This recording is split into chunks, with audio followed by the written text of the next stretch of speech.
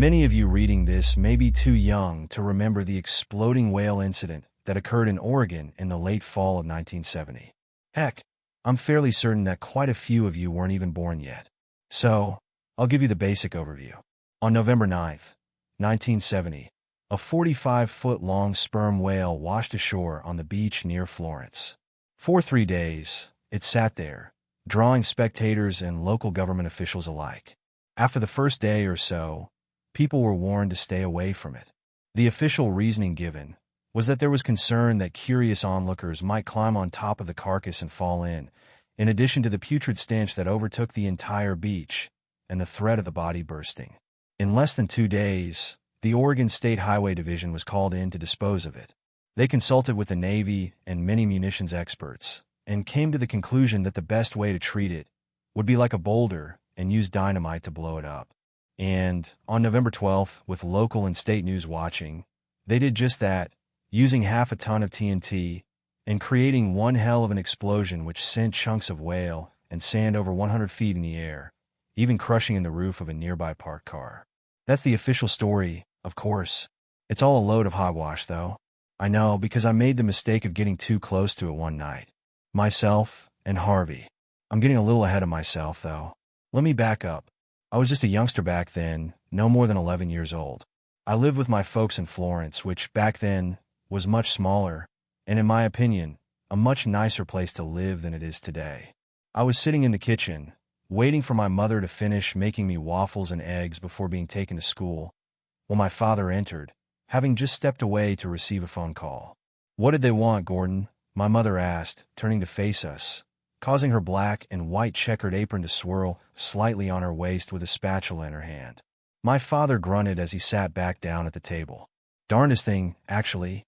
Apparently, a sperm whale managed to beach itself out on the sand. They want me and a few others to go out and take a look at it before it starts to cause a nuisance," Dad worked for the local government, specifically in the area of maintaining the beaches and parks for both locals and tourists alike.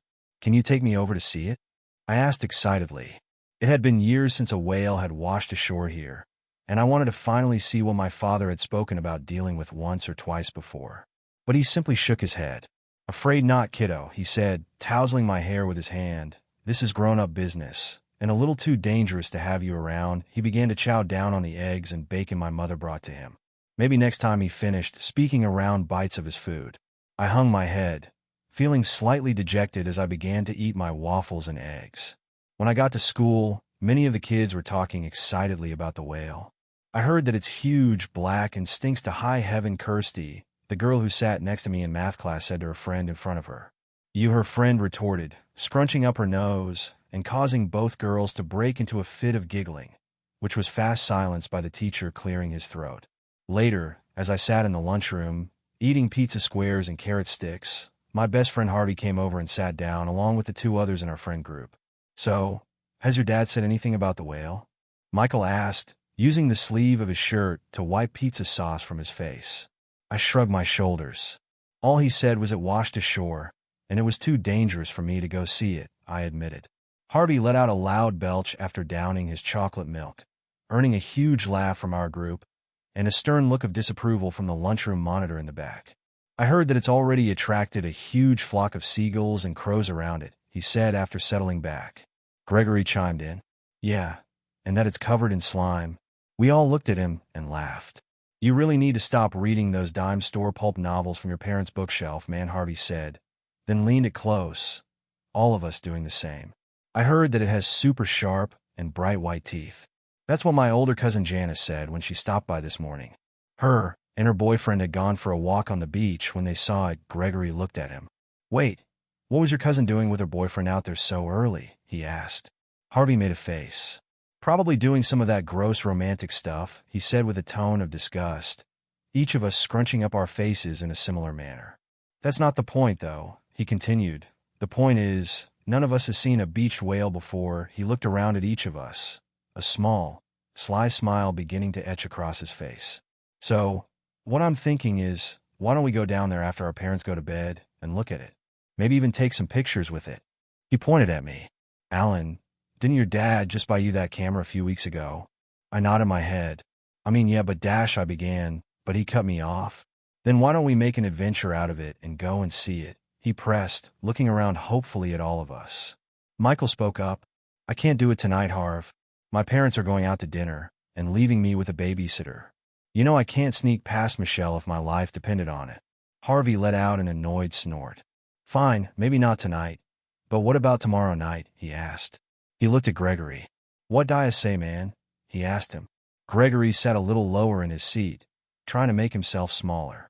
I don't know, man, he said quietly. If Mom or Dad catch me sneaking out that far, I'll get grounded for life this time. Harvey let out a disgusted sound. You were such a little chicken shit, he spat. We all gasped at the swear. Each of us had heard our respective fathers let out the occasional curse word around us. But after I'd made the mistake of shouting, damn it, when I stubbed my toe trying to fly up the back porch steps, and was rewarded with a bar of soap in my mouth for it, none of us really ever said them again. Harvey, being the member of our group who liked to break the rules the most, clearly did not care. He raised his hands and shook them in a mocking way at us. Oh, he said, before lowering them and looking at me. What about you, Alan? He asked. Will you come with me tomorrow night? He leaned in and grinned. Or are you too much of a scaredy cat to come with me? I felt my cheeks grow hot and glared at my friend. I'm not a scaredy cat, and you know it, I growled defensively at him. Who was the one who went into that abandoned house last year? I continued. Who was the one who climbed into that sewer pipe after everyone else chickened out? It was me. I sat up straight, trying to sound as unaffected and tough as I could. Then come with me, Harvey said, looking at our other two friends, and show these two chickens how to become men, instead of staying little boys. His comment earned mutters and annoyed glances his way, but he was focused on me. He knew he had me, and so did I. He knew I hated being called scared or a baby, and I would always take the bait when he used the line. So darn gullible in retrospect. Finally, I looked him dead in the eye. Fine, I'll go with you, I said. Yes, he said, grinning like he had just walked into Woolworth and been told by his parents that he could choose whatever he wanted for lunch, with a root beer float. So here's what we'll do, he said, lowering his voice to barely above a whisper. Meet me in back of your house in the alley at 11 tomorrow night. We'll bike across the bridge and to the dunes where the whale is. Bring your camera, and we'll get proof we were there. I was about to answer him when the bell rang, signaling that lunch was over. He shot me a thumbs up as he stood up, dumped his leftovers in the trash, and returned his tray. Michael and Gregory patted me on the shoulders as they passed by me. Good luck, man, they both said, leaving me to stare after them and wonder what on earth I'd just agreed to. I spent the entire rest of the afternoon until the end of school staring out the window, unable to concentrate on schoolwork. All I could focus on was what I was going to do with Harvey tomorrow night. When Mom picked me up at 3, I barely said anything to her about how my day went. Instead, I just looked out the window of her station wagon at the Siuslaw River and the hulking shape of the dunes on the other side. When my father got home that evening for dinner, I ran over to him as he sat in his recliner watching television. So what happened? I pestered him as he attempted to watch the news. He looked at me and gave a tired smile. It's big, all right, he said, yawning slightly, and it smells like 4-week-old garbage in the dump. They're unsure of how to get rid of it, and with that, he patted me on the head and went back to watching the screen. At dinner that evening, he spoke a little more about it to my mother when she asked about it. You know, it's strange, darling, he said as he devoured the casserole she had made. Normally, this would be a local matter. But for some reason they called in the Highway Division, along with some bigwigs from the State Coast Guard and naval bases. It's stranger because I swear I saw 1 or 2 men studying it like it was some kind of specimen in a beaker, he added, before being shushed by my mother and told to finish telling him once little ears, code word for me, had gone to bed. As I lay in bed that evening, attempting to fall asleep, and instead gazing around my room at the Clint Eastwood and Steve McQueen movie posters on my wall, I thought about what he'd said. Why would such important people want to look at a dead whale? I thought, what could possibly be so special about it? I shrugged it off, then turned to face the wall as I felt the first tendrils of sleep begin to seep into me. The next day went by in a blur. The words of my teachers and friends echoed in my head and went straight in one ear and out the other, bouncing around in my brain like a beach ball but never sticking. When Mom brought me home, I told her I was going to play in the backyard for a little while. Go upstairs and change your clothes. Then, she called as I took my books upstairs. I'll whoop your sorry behind if you get grass stains all over your nice new school clothes. I did as she said, changing into a pair of jeans and a t-shirt, before discreetly grabbing my father's latest present to me, a brand new Kodak Instamatic camera, and a handful of flash cubes, and heading out the back door. In our backyard sat an old, rusting Ford Model T, which had belonged to my grandfather. My father always spoke about restoring it in his memory, but never seemed to find the time to. Making sure my bike was leaning against the side of it where it couldn't be seen by my parents, I slipped into the cab and hid the camera and flash cubes underneath the seat before stepping back out and throwing a baseball at our fence for a few hours. After dinner time, I watched a movie being shown on the TV with my father in the living room. I believe it was 20,000 Leagues Under the Sea, and then kissed both of them goodnight and went to bed, pretending to fall asleep. I listened, and at around 10, heard them climb the stairs and shut the door to their bedroom. I waited another 20 minutes to make sure they were asleep, then threw back the covers, revealing I still had on jeans, sneakers, and a shirt, grabbed my coat off the hook behind my door, and crept downstairs, careful not to accidentally cause the floorboards on the stairs to creak. I slipped out the back door, turning up my collar at the chilly fall night air, and breathed in deeply.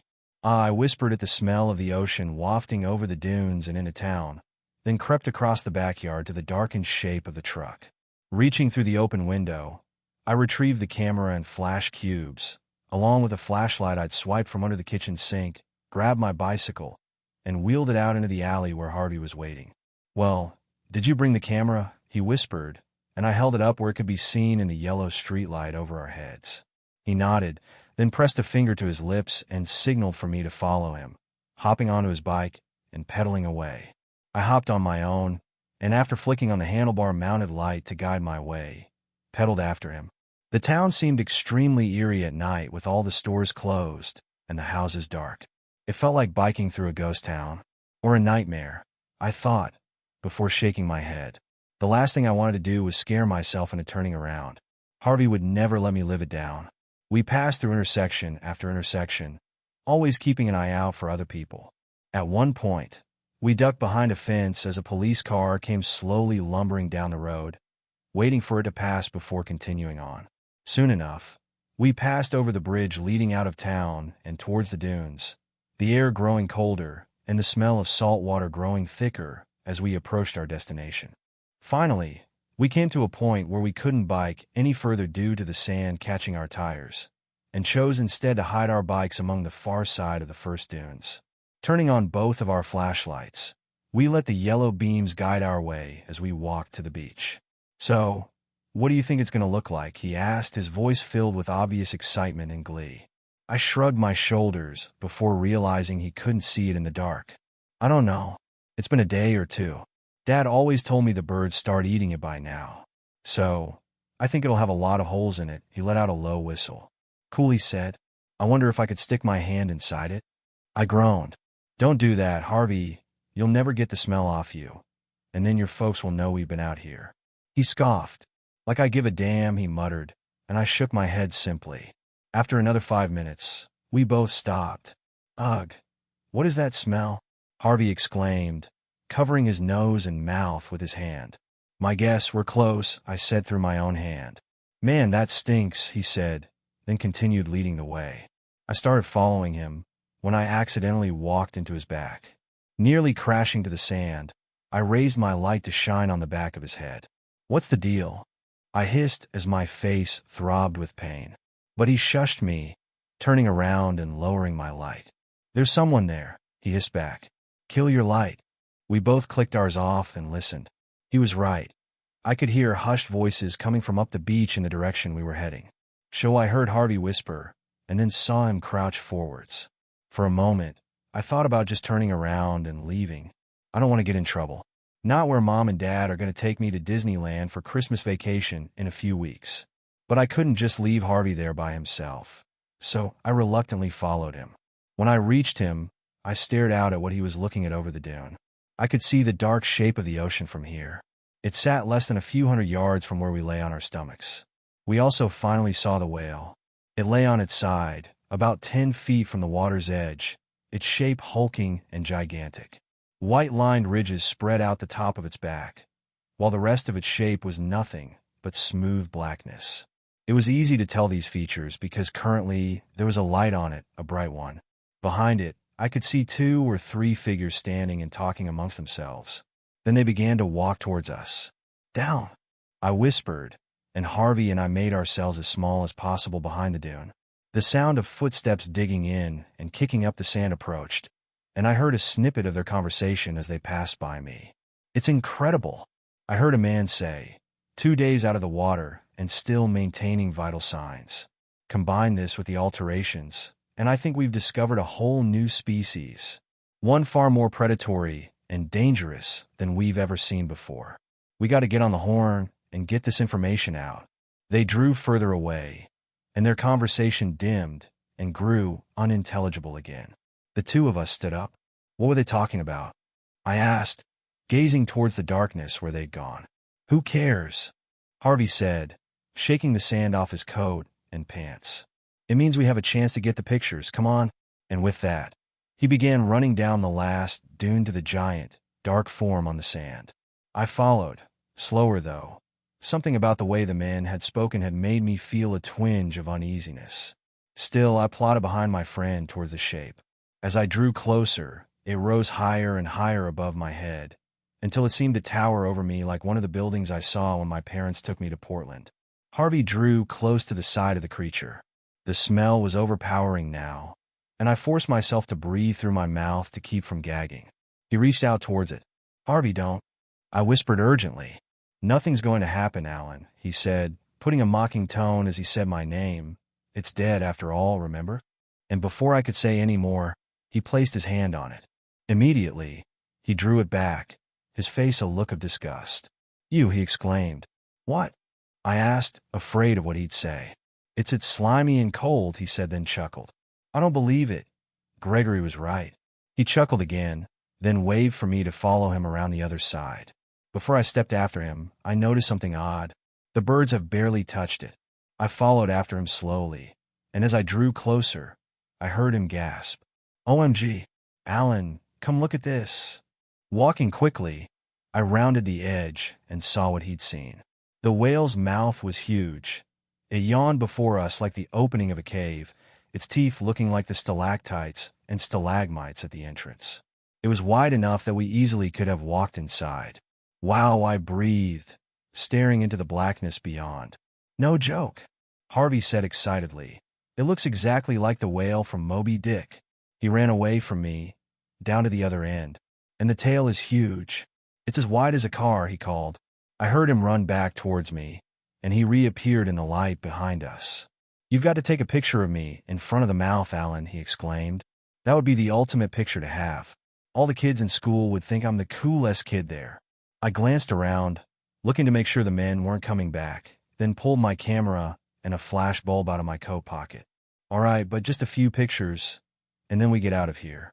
Before they come back, I hooked a thumb back towards where they had gone. Yeah, whatever, that's fine, just take the picture," he insisted, moving to stand towards the edge of the mouth.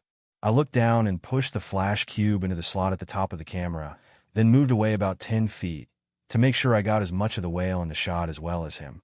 As I raised the viewfinder to my eye, a strange feeling came over me. It was almost the same feeling I had when I would turn to find my parents watching me out the window of the house. It was a feeling of being watched. But when I looked away from the camera, I saw nothing. Nobody. "What are you waiting for?" Harvey hissed. "Take the damn picture."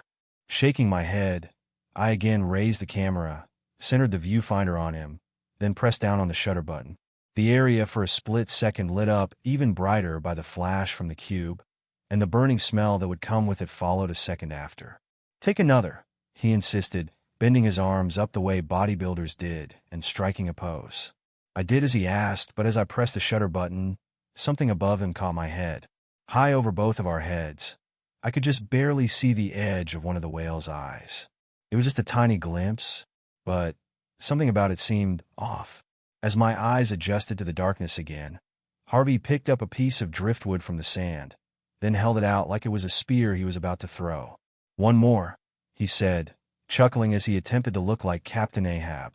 I sighed, still feeling like I was being watched, but obediently raised the camera to my eye and centered on my friend. That's when I noticed it, a flicker of motion from where I'd seen the edge of the eye. I hesitated, staring at the scene through the viewfinder, noting that there was more white there than there had been before. Did its eye just move? I lowered the camera. Harvey, I said tentatively. You may want to get over here. He looked at me annoyed. I will, he said, raising the driftwood again. After you take the damn picture. I was about to speak again when I heard shouting coming from off to the side, frantic and out of breath. I turned and saw the three men who had passed by us sprinting towards us, arms waving over their heads like they were trying to signal an overhead airplane. For a second, I couldn't make out what they were saying. Then it became clear. Get away from it. For the love of God, get away from it, came a man's cry. Harvey, we gotta go. I shouted, no longer trying to be discreet. I turned and saw him drop the piece of driftwood, a panicked look covering his face. What happened next happened in a fraction of a second. One moment, he was there beginning to run towards me. The next, something flashed out from inside the whale's mouth as quick as a lightning bolt. I didn't get a good look at it, but from the little I did, it looked like a tongue, but not one I'd ever seen before. This looked like it split apart into 3 pieces, and it looked as though the surface of it was covered in small, sharp hooks. In that same instant, they wrapped around Harvey with the fluidity of a boa constrictor, and then he was gone, yanked back into the mouth and down its throat. He never even had time to cry out. That's when the men reached me. One grabbed me around the waist and threw me as far as they could, back towards the lights they had set up. I fell hard on my side, the air driven from my lungs. When I stared up, I felt the color drain from my face. The whale was moving, thrashing around on the sand in a frenzied attempt to reach its next meal. And it had found it. The man who had thrown me had been snagged in the clutches of its tongue, and with the same speed it had taken my friend, yanked him back into its gullet. He, however, had managed to let out the beginnings of a scream. It was choked off as he disappeared inside. I scrambled to my feet, unable to keep myself from crying, snot running down from my nose. Run, kid! One of the remaining 2 men shouted at me, waving at me with his arms. I took a last look at the thrashing creature on the sand and saw its eye, its diamond-patterned eye, filled with a mix of colors from black to red. The eye focused and locked onto me, and I felt my pants dampen as I pissed myself in fear. Screaming, I turned and took the man's advice, running for my life back towards where my bike lay hidden. I barely remember getting home that night. The frantic pedaling back into town and home, along with dropping my bike into my backyard and getting back into the house, are all a blur. All I know is the next thing I remember was my mother shaking me awake. Alan, honey, I need you to focus and tell me something, she said seriously. Have you seen Harvey since school yesterday? I didn't know what to say to her. I couldn't bring myself to say anything, so instead I simply shook my head. She looked at me for a second, then nodded and went back downstairs, telling me it was time to get ready to go to school. As I got out of bed, I realized I'd dropped my camera when I ran. The entire rest of the day, my mind couldn't focus on anything but the memories of the previous night. My parents and my teachers all noticed it, but they chalked it up to worrying about my missing friend. When Michael and Gregory approached me in the cafeteria, I said nothing when they asked what happened if we'd gone out there. I just felt numb. I kept replaying over and over in my head that image. That image of my friend being snatched and swallowed whole. It was a sight I would see for years in my dreams, waking me up wearing a sheen of cold sweat on my skin. When I got home that day, my father was looking at me strangely and also disapprovingly. Alan, when I went out to work today, I was approached by one of the men working with the highway division. He said sternly. He said he found this lying in the sand out there. He held something out to me, and I felt my heart begin to race as he held out my camera. My camera, which had my name written on the back. He continued, "What have I told you about taking care of your valuables, young man? This camera isn't cheap, and you can't just leave it wherever when we go to the beach. Like we did last weekend." I looked up at him in surprise. He handed the camera to me. "Just be lucky that it was returned to you, and don't ever pull this again. Do you understand me?" I could do nothing but nod my head, lowering it so he couldn't see my pale face. He turned and walked away from me, and I waited until he was in the kitchen before reaching and opening the back of the camera. Inside, it was empty. The film cartridge had been taken from it, obviously by someone who didn't want anything coming back to me. I never heard from those men again. They must have deemed me as not a threat, someone who wouldn't speak about what I saw that night. So, They left me alone with my returned, empty camera as enough of a message. A day or so later, I sat on the living room carpet with my father behind me in his recliner. We both watched the news reporter interviewing members of the highway division, as well as members of the public, who had been kept a quarter-mile away from the black shape rising from the sand and waves. I couldn't help but shudder at the sight of it, my eyes filling with tears for my lost friend. A few moments later, everyone pulled back, and the explosives were detonated, sending huge chunks of it into the air. The reporter ended the segment, interviewing spectators again and telling viewers that the remaining chunks would be buried in the sand. I got up and walked out of the living room. They hadn't blown it up for the reasons they'd said. They never blew up any whale that beached itself ashore again, not even when over 40 beached themselves at once, 9 years later. They blew it up because it was the only way to destroy that monster. They never found a trace of Harvey. His parents spent over a year trying to locate him. His face ended up on posters, and even the back of the milk cartons. I knew they'd never find him.